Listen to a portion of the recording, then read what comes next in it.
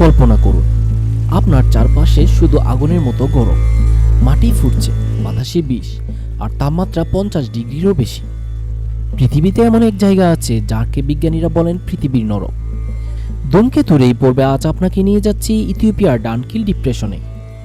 ডানকিল depression অবস্থিত ইথিওপিয়ার উত্তর পূর্ব অংশে আফার অঞ্চলে, লোহিত সাগরের খুব কাছাকাছি। এই জায়গাটা সমুদ্রের 100 মিটার নিচে, মানে পৃথিবীর সবচেয়ে নিচু আর সবচেয়ে গরম জায়গাগুলোর একটি। এখন আসল কথায় আসি, এখানে তাপমাত্রা কতটা ভয়ঙ্কর। এখানে দিনের বেলায় তাপমাত্রা থাকে 45 ডিগ্রি সেলসিয়াস থেকে 55 ডিগ্রি সেলসিয়াস পর্যন্ত, এবং এর গড় বার্ষিক তাপমাত্রা 34 ডিগ্রি সেলসিয়াসেরও বেশি। রাতেও গরম কমে না, এখানে ছায়া থাকলেও আরাম নেই। পানির বোতল কয়েক মিনিটেই গরম হয়ে যায়, শরীর দ্রুত ডিহাইড্রেটেড হয়ে যায়। এ কারণে এটাকে বলা হয় পৃথিবীর সবচেয়ে গরম বসবাসযোগ্য জায়গা।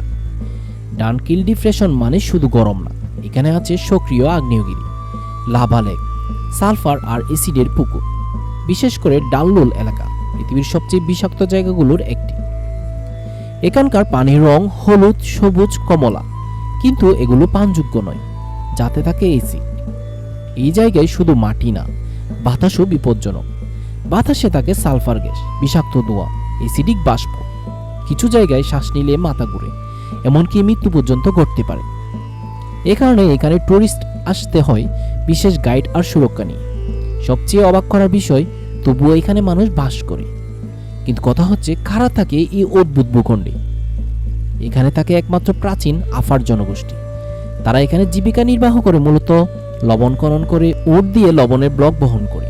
তারা চরম গরমের সাথে প্রজন্মের পর প্রজন্ম মানিয়ে নিয়েছে। এই জায়গায় লবণ ছিল এক সময় সাদা সোনা। ডানকিল ডিপ্রেশন বিজ্ঞানীদের জন্য খুবই গুরুত্বপূর্ণ, কারণ এখানে পৃথিবীর আদিম পরিবেশের নমুনা পাওয়া যায়। বিজ্ঞানীরা মনে করেন এমন পরিবেশেই প্রথম প্রাণীর সৃষ্টি হয়েছিল। এমনকি মঙ্গলের পরিবেশের সাথে এর তুলনা করা হয়। মানে এটা শুধু ভয়ঙ্কর না, পৃথিবীর ইতিহাসের চাবিকাঠি। কিন্তু কেন একে পৃথিবীর নরক বলা হয়? এর সংক্ষেপে উত্তর বললে, প্রচণ্ড গরম, বিষাক্ত গ্যাস, আগ্নেয়গিরি, পানির অভাব, মৃত্যু ঝুঁকি, এই সব মিলিয়ে ডানকিল ডিপ্রেশনকে বলা হয় earth's hell on earth. Danakil depression প্রমাণ করে মানুষ শুধু আরামেই টিকে থাকে না। যেখানে প্রকৃতি সবচেয়ে নিষ্ঠুর, সেখানেই মানুষের সাহস